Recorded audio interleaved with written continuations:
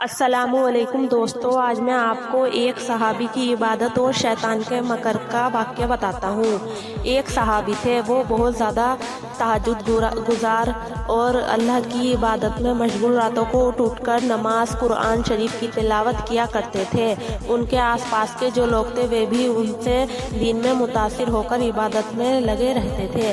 تو یہ بات شیطان کو کچھ پسند نہیں آئی۔ شیطان نے سوچا اگر یہ ایسی عبادت کرتا رہا اور اس کے آس پاس کے لوگ ایسے ہی متاثر ہوتے رہے تو میری ساری محنت ضائع ہو جائے گی۔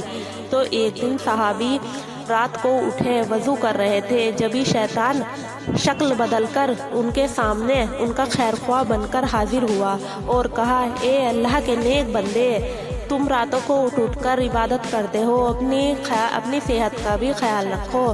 اللہ پاک تو دلوں کو جانتا ہے اور وہ تو نیت صاف ہونی چاہیے، وہ تو ہر چیز سے باخبر ہے۔ صحابی کو اس کی بات ٹھیک نہیں لگی اور صحابی نے کہا کہ تو کون ہے؟ شیطان نے کہا کہ میں ایک مسافر ہوں جو صرف تمہارے آرام اور تمہارا خیال کرنے کے لیے یہاں آیا ہوں۔ صحابی سمجھ گئے کہ یہ شیطان کے علاوہ کوئی نہیں ہے۔ تو صحابی نے کہا کہ اے شیطان، ہمیں تو وہیں رہنے دے جہاں اللہ نے ہمیں پایا ہے۔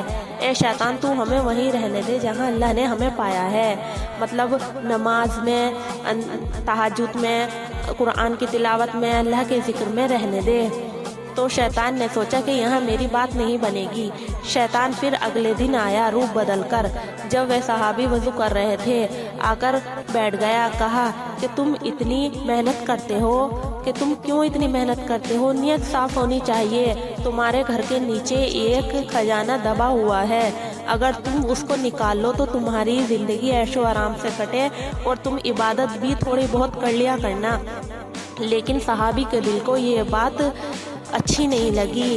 انہوں نے سمجھا کہ کل مجھے شیطان نے آ کر بہکایا تھا، آج بھی یہ ضرور شیطان ہے جو مجھے اللہ کی عبادت سے ہٹا رہا ہے اور میرے دل میں طرح طرح کے وسوسے پیدا کر رہا ہے۔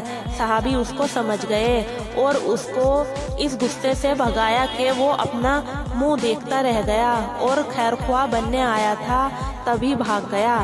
شیطان بھی کچھ نہیں کر سکتا اگر اللہ پاک کے بندوں کا ارادہ مضبوط ہو۔ اسی لیے اپنے بھائیوں، اپنے دین کو مضبوط کرو اور اللہ کے قریب آؤ اور اللہ سے ہی ہمیں سب کچھ ملے گا۔ اللہ بہت رحم و کریم ہے، غفور الرحیم ہے، اور اللہ کی عبادت کرو، 5 وقت کی نماز پڑھو اور شیطان کے منہ پہ تماچا مارو اپنی نماز پڑھ کر، جیسے ان صحابی نے شیطان کو اس کی منہ کی کھلا دی۔ ہر بار آیا اور ہر بار اپنے منہ کی کھا کر